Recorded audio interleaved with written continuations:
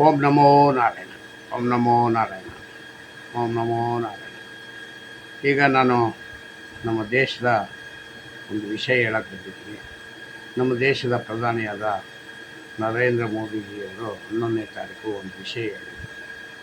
11ನೇ ತಾರೀಕು ವಿಷಯ ಹೇಳಿದರೆ ಇನ್ನೂ ಕಮ್ಮಿ ಆಗಲಿಲ್ಲ. ಅದು ಅವರು ಹೇಳಿದ್ದೇನು, ಮಿತವ್ಯಯ ಮಾಡಿ, ಮಿತವಾಗಿ ಬಳಕೆ ಮಾಡಿ ಎಲ್ಲನೂ ಒಂದು ವಾಕ್ಯದಲ್ಲಿ ಮುಗಿಸ್ತಾರೆ.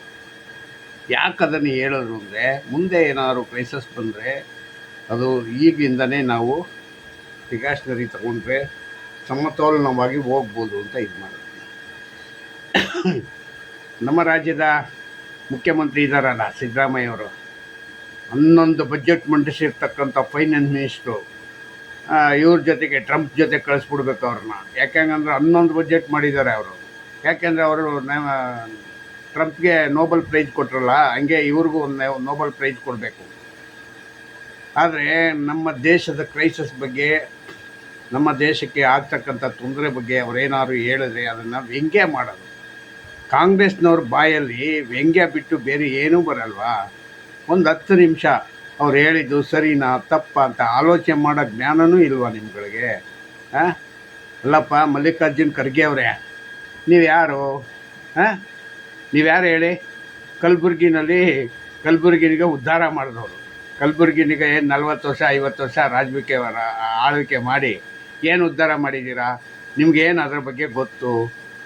ಒಂದು ಜಿಲ್ಲೆನೇ ಸರಿಯಾಗಿ ನೋಡ್ಕೊಳಕ್ಕೆ ಬರದೇ ಇದ್ದವರು ನಿನ್ನ ದೇಶದ ಬಗ್ಗೆ ಮಾತಾಡಿದಾಗ ನೀವು ವ್ಯಂಗ್ಯ ಆಡ್ತೀರ. ಹಂಗಂದ್ರೆ ಅದು ಹಂಗೆ ಇದು ಹಿಂಗೆ ಏನ್ರಿ ಇದು? ಕಲಬುರ್ಗಿ ಜನ ನಿಮಗೆ ಓಟ್ ಹಾಕಿ ಇಷ್ಟು ವರ್ಷ ಇಟ್ಟು ಸಾಕಿದ್ರು. ಅವರು ಹೆಂಗ್ರಿ ಊಟ ಕೊಟ್ಟರು ನಿಮಗೆ? ಯಾವ ರೀತಿ ಕೊಟ್ಟರೆ ಹೇಳಿ? ಆಯ್ತು, ಅದಕ್ಕೆ ತಕ್ಕಂತೆ ಅವ್ರ ಮಗ, ಅದಕ್ಕೆ ತಕ್ಕಂತೆ ಅವನೊಬ್ಬ ಮುಟ್ಟಾಳ ಒಬ್ಬ ಸಂತೋಷ್ ಲಾಡ್ ಅಂತ ಈಗ ಹೊಸ್ದಾಗಿ ಉತ್ಪತ್ತಿ ಆಗ್ಬಿಟ್ಟವನೆ. ಏನು ಬಾಯಿಗೆ ಬಂದಿದ್ದೆ ಮಾತಾಡ್ತಾನೆ. ಏನಪ್ಪ ಏನು ಕಡ್ದು ಕಟ್ಟಾಕ್ಬಿಟ್ಟಿದ್ದೀರ ಎಲ್ಲರೂ? ಏನು ತಿಳ್ಕೊಂಡಿದ್ದೀರ? ಹೋಗ್ರಿ ನೀವು. ಕಾಲ ಮೇಲೆ ಹುಚ್ಚ ಇಕ್ಕೊಳ್ಳೋದು ಮಾತ್ರ ಬಿಡಲ್ಲ ನೀವು. ಅರ್ಥ ಆಯ್ತಾ? ಯಾಕೆ ಹೇಳಿ? ನಿಮ್ಮ ನೆಟ್ಟಿಗೆ ಸೀದಾ ಹೋಗಿ ಬಾತ್ರೂಮ್ಗೆ ಹೋಗ್ಬೇಕು ಅನ್ನೋರಲ್ವಲ್ಲ ನೀವು. ನೀವೆಲ್ಲ ಇಲ್ಲೇ ರೋಡ್ಲೇ ಎಲ್ಲ ಮಾಡಿಬಿಡ್ಬೇಕು ಅನ್ನೋರು. ನರೇಂದ್ರ ಮೋದಿಯವರು ಏನು ಹೇಳಿದ್ರು? ಏನು ತಪ್ಪು ಹೇಳಿದ್ರು? ನಾಳೆ ಏನಾದ್ರು ತೊಂದರೆ ಆಗ್ಬೋದು. ಎಲ್ಲ ಪದಾರ್ಥಗಳನ್ನೀಗ ಪೆಟ್ರೋಲಿಂದ ಹಿಡಿದು ಡೀಸಲಿಂದ ಹಿಡಿದು ಎಲ್ಲ ವಿಷಯಗಳನ್ನು ಎಲ್ಲನೂ ಕೂಡ ಮಿತಿಯಾಗಿ ಬಳಕೆ ಮಾಡಿ. ಮತ್ತು ಮೆಟ್ರೋ ಇದೆ, ಮೆಟ್ರೋನಲ್ಲಿ ಓಡಾಡಿ ಹಿಂಗಂತ ಹೇಳಿದ್ರು. ಯಾಕೆ ಹೇಳಿದ್ರು ಅವರು? ಒಂದು ಗಾಡಿನಲ್ಲಿ ಒಬ್ಬ ಓಡಾಡೋ ಬದಲು 10 ಜನ ಓಡಾಡೋ ಗಾಡಿನಲ್ಲಿ ಓಡಾಡಿದ್ರೆ ಅನುಕೂಲ ಆಗುತ್ತಲ್ವ ದೇಶಕ್ಕೆ ಉಳಿಸ್ಬೇಕು ಅನ್ನೋದ್ರ ಬಗ್ಗೆ ಯೋಚನೆ ಮಾಡಿ ಅಂತ ಹೇಳಿದ್ದಷ್ಟೇ. ಅದು ಬಿಟ್ಟರೆ ಬೇರೆ ಏನೂ ಹೇಳಿಲ್ವಲ್ಲ. ಅರ್ಥ ಆಯ್ತಾ? ದೇಶಕ್ಕೆ ಅನುಕೂಲ ಆಗಬೇಕು ಅಂತ. ಅದು ಬಿಟ್ಟು ಬೇರೆ ಏನು ಹೇಳಿದ್ರು? ಏನು ತಪ್ಪು ಹೇಳಿದ್ರು ಹೇಳಿ ಹೋಗ್ಲಿ. ಇದನ್ನೇ ಏನಾರು ಮಾತಾಡ್ತೀರಪ್ಪ. ಯೂಟ್ಯೂಬ್ನವರು ಹಂಗೆ ಹೇಳ್ತಾರೆ, ಅವ್ರು ಹಂಗೆ ಇವ್ರು ಹಿಂಗೆ. ವಿರೋಧ ಮಾಡೋರು ಆ ಪತ್ರಕರ್ತರು ಹಂಗೆ ಇದ್ದಾರೆ. ಆ ನ್ಯಾಷನಲ್ ಪತ್ರಿಕೆಗಳಂತೆ, ಅವೇನು ಪತ್ರಿಕೆಗಳವು? ನಿಜವಾಗಿ ನೀವು ಯಾರನ್ನ ಉದ್ಧಾರ ಮಾಡೋಕ್ಕೋಸ್ಕರವಾಗಿ ಯಾರನ್ನ ಇವರ ದೂಷಣೆ ಮಾಡಿಕೊಂಡು ಜೀವನ ಆಗ್ತೀರ ಅಂತಲೇ ಗೊತ್ತಾಗಿಲ್ಲಪ್ಪ ನನಗಂತೂ. ದೂಷಣೆ ಮಾಡೋದ್ರಲ್ಲೇ ಕಾಲ ಕಳೆದುಬಿಟ್ಟಿದ್ದೀರ. ಯಾವುದು ಸರಿ ಅಂತ ಹೇಳೋದಕ್ಕೆ ಆಗೋದೇ ಇಲ್ಲ. ಇಲ್ಲ ಹಿಂಗಲ್ಲ, ಹಿಂಗೆ ನಡ್ಕೋಬೇಕಾಗಿತ್ತು ಅಂತಲೂ ಹೇಳೋಂಥ ತಾಕತ್ತಿಲ್ಲ ನಿಮಗೆ, ಅಲ್ವಾ? ಇಂಥ ಒಂದು ಪರಿಸ್ಥಿತಿಯಲ್ಲಿ ನೀವು ಯಾವ ರೀತಿ, ಏನು ಗೊತ್ತಾಗಿದೆ ಅಂತ ನಿಮಗೆ?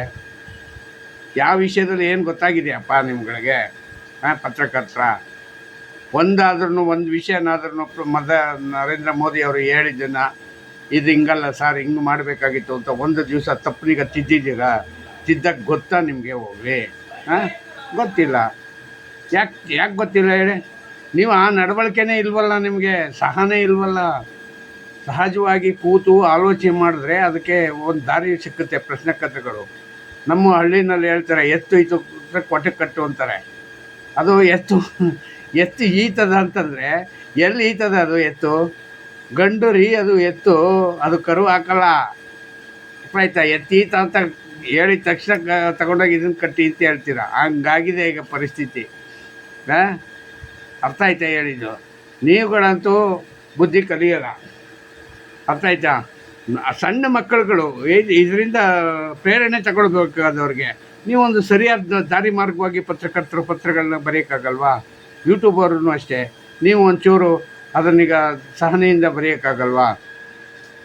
ಸುಮಾರು ಪತ್ರಿಕೆಗಳಲ್ಲಿ ಬರೀತೀರ ಒಳ್ಳೆಯದನ್ನೇ, ಇಲ್ಲ ಅಂತಲ್ಲ. ಆದರೆ ನಾನು ಹೇಳ್ತಾ ಇರೋದು ಬರೀ ವಿರೋಧದ ಭಾಷೆಯಿಂದನೇ ಮಾಡೋದ್ರಿಂದ ಸಮಾಜ ಒಳ್ಳೆಯದಾಗಲ್ಲ. ನೆಗೆಟಿವ್ನೇ ಥಿಂಕ್ ಮಾಡೋದು ಸರಿಯಾದ ಕ್ರಮವೂ ಅಲ್ಲ ಅಂತ ನಾನು ಹೇಳ್ಕೊಡ್ತೀನಿ. ನೆಗೆಟಿವ್ ಎಲ್ಲ ವಿಷಯದಲ್ಲೂ ನೆಗೆಟಿವ್ ಚೆನ್ನಾಗಿರಲ್ಲ.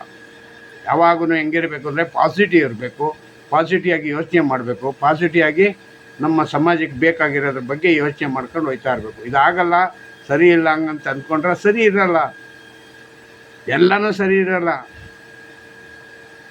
ಅದು ಪೂರ್ತಿ ಕಂಪ್ಲೀಟ್ ಆದಮೇಲೆ ತಾನೇ ಗೊತ್ತಾಗೋದು ಸರಿ ಆಗುತ್ತಾ ಇಲ್ವೋ ಅಂತ. ಆಗೋಕ್ಕೂ ಮುಂಚೆನೇ ಹೇಳ್ಬಿಡ್ತೀರಲ್ಲ ಸರಿ ಆಗಲಿಲ್ಲ ಅಂತ. ಅಂಥ ಜನ ನೀವು ಜಗತ್ತಿನಲ್ಲಿ. ನಮ್ಮ ದೇಶದಲ್ಲೇ ಅನ್ನ ತಿಂದು, ನಮ್ಮ ದೇಶದಲ್ಲೇ ಎಲ್ಲ ಮಾಡಿಕೊಂಡು, ಎಲ್ಲ ಕುಡ್ಕೊಂಡು ತಿಂದ್ಕೊಂಡು, ನಮ್ಮ ದೇಶದಲ್ಲೇ ಕಳ್ತನ ಮಾಡಿಕೊಂಡು ದುಡ್ಡನಿಗ ಕಾಂಗ್ರೆಸ್ನವ್ರಿಗೆ ಹೇಳ್ತಾ ಇರೋದು ನಾನು. ಕಾಂಗ್ರೆಸ್ನವ್ರಿಗೆ ಪ್ರಾಮಾಣಿಕತೆ, ಒಂದು ನಿಯತ್ತು ಅನ್ನೋದು ಇಲ್ಲವೇ ಇಲ್ಲ ಅವ್ರ ಹತ್ರ. ಯಾಕಿಲ್ಲ? ಅವ್ರು ಕಲೀಲೇ ಇಲ್ಲ. ಅದು ಅವ್ರಿಗೆ ಬೇಕಾಗಿರೋದೇನು? ಒಂದು ಅಧಿಕಾರ, ಇನ್ನೊಂದು ಎರಡನೇದು ಹಣ. ಎರಡು ಬಿಟ್ಟರೆ ಬೇರೆ ಏನು ಬೇಡ ಅವ್ರಿಗೆ. ಅಧಿಕಾರ ಹಣ ಎಡಿದ್ಬಿಟ್ರೆ ಅವರು ಎಲ್ಲನೂ ಸಂಭಾಳಿಸ್ಕೊಂಡ್ಬಿಡ್ತಾರೆ. ಹಂಗಾಗಿದೆ ಈಗ ಪರಿಸ್ಥಿತಿ. ಅಲ್ಲ, ನಮ್ಮ ದೇಶದಲ್ಲಿ ಇಂಥ ಯಾವುದು ಆಗಲೇ 2.5-3 ತಿಂಗಳು ಯುದ್ಧ ನಡೀತು. 3 ತಿಂಗಳಿಂದ ನಮಗೆ ಒಂದು ಪೆಟ್ರೋಲ್ದಾಗಲಿ ಮತ್ತು ಇದನ್ನಾಗಲಿ ಯಾವುದು ಪ್ರಾಬ್ಲಮ್ ಇದೆ ಅಂತ ಗೊತ್ತಾಗಲಿಲ್ಲ. ಅವರು ಆ ಥರವಾಗಿ ನಮ್ಮ ದೇಶನಿಗೆ ನಡೆಸ್ಕೊಂಡು ಕರ್ಕೊಂಡು ಹೋಗ್ತಾ ಇದ್ದಾರೆ. ನಾಳೆ ದಿವಸ ಏನಾದ್ರು ಆಗ್ಬಹುದಾ ಏನೋ ಅಂತ ಅವರು ಒಂದು ಆಲೋಚನೆ ಶಕ್ತಿಯಿಂದ, ಆಲೋಚನೆ ವಿಷಯದಿಂದ ಹೇಳಿದ್ದಾರೆ. ಆ ಆಲೋಚನೆ ತಪ್ಪು ಅಂತಂದರೆ ಅದನ್ನು ಹೇಳೋಂಗಿಲ್ವ? ಹೇಳಲಿಲ್ಲ ಅಂದ್ರೆ ಏನು ಹೇಳ್ತೀರ? ಹೇಳಲಿಲ್ಲ, ನಮಗೆ ಮೊದಲೇ ಹೇಳ್ಬೇಕಾಗಿತ್ತು. ಮೊದಲೇ ಹೇಳಿದ್ರೆ ಏನು ಮಾಡ್ತೀರಾ? ಈಗಲೇ ಹೇಳೋರಪ್ಪ, ಏನು ಮಾಡ್ಕೋತೀರಾ? ಮನೆಗೆ ತುಂಬ ಮನೆ ಮಾಡಿದ್ರಲ್ವ, ಪೆಟ್ರೋಲ್ ಬಂಕ್ ಎಲ್ಲ ತಗೊಂಡೋಗಿ ಮನೆಗೆ ತುಂಬ್ಕೊಂಡು ಯಾವುದೋ ಒಂದು ಮನೆ ಸುಟ್ಟೋಯ್ತಲ್ಲ, ಹಂಗೆ ಮಾಡ್ತೀರಾ? ಇದೇ ನೀವು ತಗೊಳ್ಳೋಂಥ ಪಿಕಾಸ್ನೇರಿಗಳು. ಅರ್ಥ ಆಯ್ತಾ ಹೇಳಿದ್ದು? ಇದು ತುಂಬ ದಣವಾಗಿದ್ದಾರೆ ಪ್ರಧಾನಿಯವರು. 13 ವರ್ಷ ಆಯ್ತು